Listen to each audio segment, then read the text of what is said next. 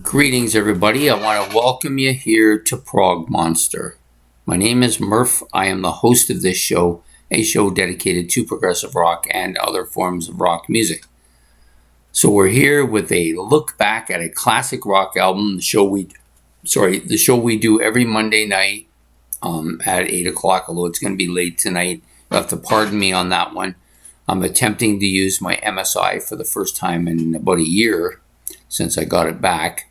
And so I did record it on my other computer, but I think the quality of the video is much better on this computer. The sound system is also better. So I'm going to try and do it here. And if it works, I'm going to continue with this one all the time. It's a wider angle, and handles the lighting in the room much better as well. So the album we're doing tonight is this one, Eye in the Sky by the Alan Parsons Project. So I'll give you the vitals on it first before we start talking about the album at all. So this was released May 1982, recorded at the Abbey Road Studios in London. Basically about 42 and a half minutes long on the Arista label, and of course it was produced by Alan Parsons. So I'll give you now the personnel for the album. So this album features, on personnel, we have Chris Rainbow doing main vocals on track number 4, Lenny Zakatek on main vocals on tracks 6 and 9, Elmer Gantry on main vocals on track number 7, Eric Woolston on keyboards, main vocals on tracks 2, 5, 12, and 14, which is kind of weird since, where'd my glasses go? Weird. So I'm just going to stop for a second because I want to see. Yeah, which doesn't show it as being originally the original album. So they've added both together here, which is different. Then you've got Colin Blunstone, main vocals on track number 10. You have the English Choir, Chorale on choir vocals.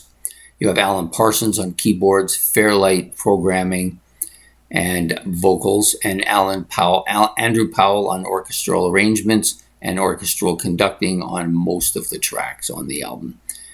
You then have David Patton on bass guitar, lead vocals on track number 3, Ian Berenson on acoustic and electric guitars, Mel Collins, yes, the Mel Collins on saxophone, Stuart Elliott on drums and percussion, and Jack Harris on backing vocals on track number 7. So, yeah, it's a well-known album. I mean, I'm not showing anybody something new here. This is an album that has done very well. It's probably done several million. I don't know how many millions of albums. It's platinum in the States for sure, in the millions.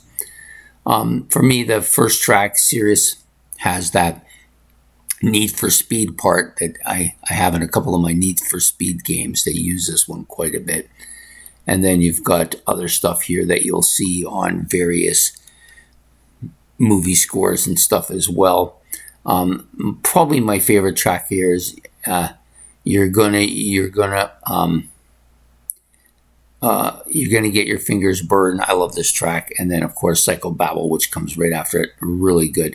A lot of really good stuff on here. So the biggest thing about this album is that it's progressive, of course. It has a progressive element to the music. It's kind of poppy, but a lot of electronic sounds to it as well. Vocals are very clear, really good vocals. I think that's one of the best parts of this album.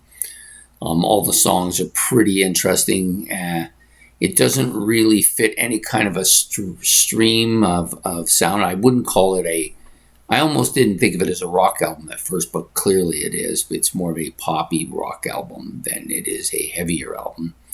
Lots of interesting noises and sounds, probably to be expected from Alan Parsons, but actually a good. So my story with the album is that I of course knew from it from years ago, but I didn't get into it until we started doing those progressive album wars, and then this was one of those albums that was in there. And so I went in, I bought it. I saw it for sale, so I bought it. I put it in my playlist. It was in there for about 2.5 months, but it really wasn't revving up with me. So I took it out and I put it back on the shelf. And every once in a while, I would listen to it. And then one day I thought, you know what, I like this enough. I'm going to put it back in the playlist. And it's been in there now for about 5 months, doing really well. I like it quite a bit.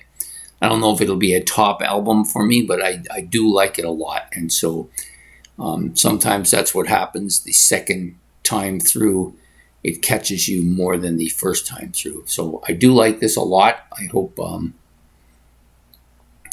and enough that I went and bought another Alan Parsons project album, which you would see if you look at the album hauls for last month, for the month of October. I bought a second one, and the place that I go get a lot of my records, they have almost all of the Parsons stuff. So if this second one goes well, I may just get the rest of them all together. Yeah, I do like the album cover quite a bit too. Green is probably my favorite color. Wasn't always, probably blue and white was my favorite color at one time, but the green has really come on. Green and orange probably come amongst my favorite album. So this is really solid. It's a nice background album, but it's also one you can listen to straight. I like listening to it when I'm lying in the dark. Yeah, so it has a lot of different venues to it that you don't normally get with a lot of, like with every album.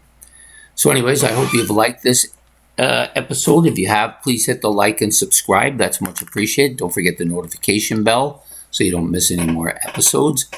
And if you have any comments about anything I've said or anything about the album or anything you want to add, you can do that in the comment section below. And I'm going to attempt to upload it from this video as opposed to the original one that I did on my other computer. And I just think that the overall visual and audio are better on this computer. So we're going to start trying to use this one all the time if I can.